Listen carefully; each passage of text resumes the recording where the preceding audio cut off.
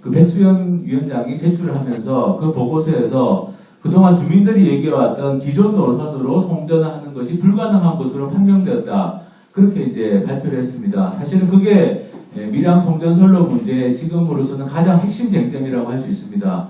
과연 지금 현재 있는 선로로는 신고리 3, 4, 5기에서 생산되는 전기를 송전하는 게 불가능하냐 아니면 가능하냐, 그것이 이제 현재로서는 가장 큰 쟁점입니다. 가능하다고 한다면 굳이 765kV 송전선로를 굳이 지을 필요가 없기 때문에 이게 가장 큰 쟁점이라고 할 수 있는데, 넘겨봐 주시면요.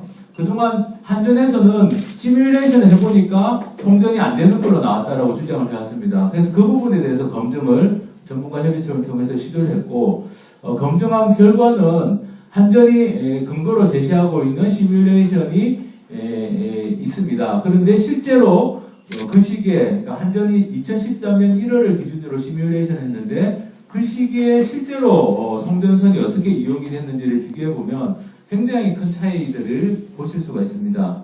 이렇게 큰 차이가 발생한다는 건 시뮬레이션 자체가 신빙성이 없다는 거고요. 그래서 시뮬레이션이라는 건 잘 아시겠지만 입력하는 데이터가 정확해야만 결과도 정확합니다. 시뮬레이션은 예측인데 데이터 자체가 현실하고 너무 동떨어져 있으면 그건 예측으로서의 기능을 못 하는데, 지금 현재 이렇게 큰 차이가 난 이게 송전선 이용률입니다. 송전선 이용률이 이렇게 큰 차이가 나는 이유를 분석을 해보니까 기본적으로 들어가는 이런 그 수치들이 굉장히 비현실적으로 설정이 되어 있고 현실하고 안 맞다. 그러면 사실 시뮬레이션은 의미가 없는 겁니다. 그동안 국회나 밀양 주민들을 상대로 송전이 불가능하다라고 주장해왔던 그 시뮬레이션은 사실 전혀 신빙성이 없고 현실과 동떨어진 것이었다. 이렇게 일단 말씀을 드리겠습니다. 두 번째 쟁점은 뭐냐면, 그래서 앞쪽으로 조금 넘겨봐 주시면, 그래서 신고리 4, 5기까지, 3, 5기뿐만 아니라 4, 5기까지 100% 가동을 한다고 치더라도, 그러면 8개의 원전이 있습니다. 고리 4개, 신고리 4개. 8개의 원전을 100% 가동한다고 하더라도 기존에 있는 3개 노선이 있습니다. 그 고리, 신고리 원전에서 나가는 345kV 송전선이 3개 노선이 있는데 그 노선의 평균 이용률은 72.7% 정도밖에 안 된다. 한전이 가능하다라고 하는 이 3개 노선, 그 중에 하나는 정용량을 할 수 있습니다. 그래서 정용량 한다고 쳤을 때 이 3개 노선의 평균 이용률은 72.7% 정도밖에 안 되고, 이거는 100% 가동했을 때이기 때문에 원전이 100% 가동을 못합니다. 계속 중간에 정비도 해야 되고 고장이 날 수도 있기 때문에 100% 가동한다는 것 자체가 사실은 굉장히 무리한 과정인데, 그렇다고 하더라도 72.7%의 이용률이다. 이거는 뭐냐면 물리적으로 송전이 가능하다는 겁니다. 3개 노선을 통해서. 여기에 대해서 한전도 인정하고 있습니다. 물리적으로 송전은 가능하다. 정상 상태라면. 그러면 그 다음으로 넘겨봐 주십시오. 그런데 이제 한전은 무슨 이야기를 하면 고장이 나면 정전이 날 수 있다. 이렇게 얘기를 해왔습니다. 그리고 마치 송전선에서 고장이 나면 엄청나게 큰 정전이 일어나는 것처럼 얘기를 했는데, 실제로는 우리가 2000년 이후에 송전선로 이상으로 발전기가 정지된 경우가 25차례가 있었습니다.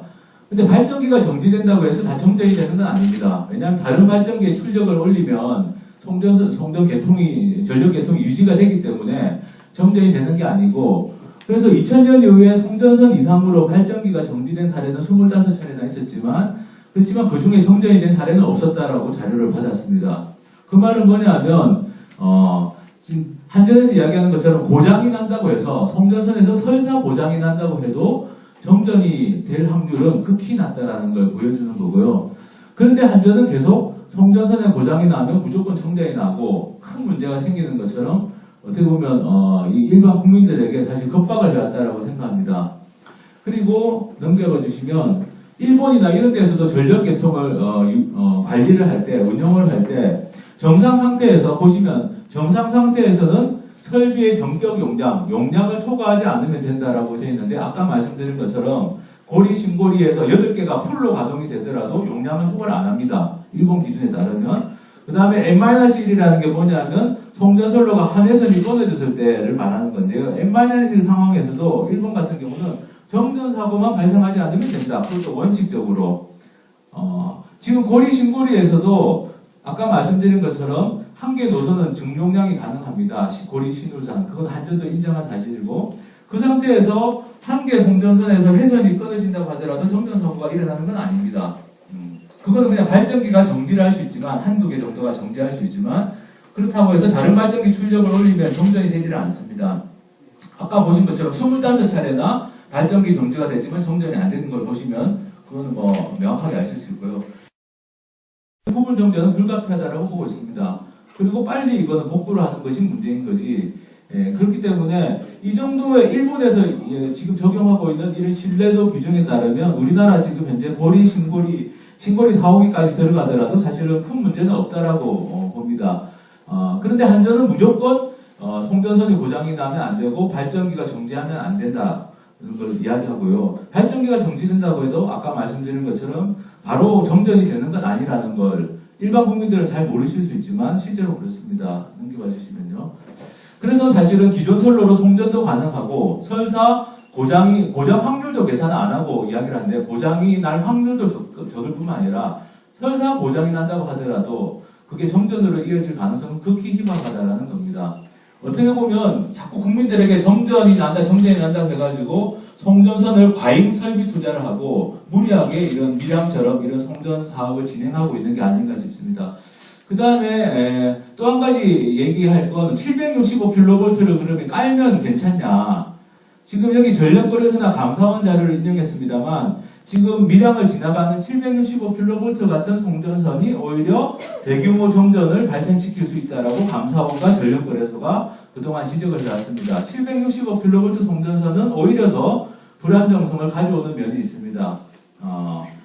이 크게 전기를 보내기 때문에 크게 끊어질 경우에는 당연히 불안정이 가중될 수밖에 없죠. 넘겨봐 주시면요. 그리고 이제 지금까지 말씀드린 게 기존 선로로 송전이 가능하다라는 걸 말씀을 드린 거고, 그거는 물리적으로 가능하고, 한전에서는 고장 상태를 이야기하지만 고장 확률, 그 다음에 고장이 났을 때 전부 다 정전이 되는 게 아니다. 이런 것들을 감안해서 본다면, 아까 또 일본의 그 신뢰도 기준을 보면 큰 문제가 없다라고 보고 있습니다. 마지막으로 지중화 관련해서 말씀을 드리면, 지중화 비용도 한전은 이렇게 엄청난 시간과 돈이 들어간다고 했는데 실제로는 그거보다 훨씬 더 적은 비용으로 4분의 1도 안 되는 비용으로 지중화도 가능하다. 이렇게 지금까지 제가 말씀드린 게 주민야당 추천위원들이 작성한 보고서 초안입니다. 그래서 결론적으로는 한전의 주장은 신뢰성이 매우 떨어지고 신고리 3, 4호기까지는 기존 선로로 송전이 가능하다. 그리고 송전선에서 사고가 발생할 확률을 줄이도록 관리를 하면 되는 것이지 사고가 혹시 날지 모른다고 무조건 송전선을 더 지어야 된다고 하면 전국토를 다 송전선으로 덮어야 될 겁니다. 그리고 신고리 5, 6호기는 아직 착공하지도 않은 상태이기 때문에 3, 4호기까지만 봤을 때는 말씀드린 것처럼 충분히 기존 선로를 이용해서 대안을 만들 수 있다고 말씀드렸습니다.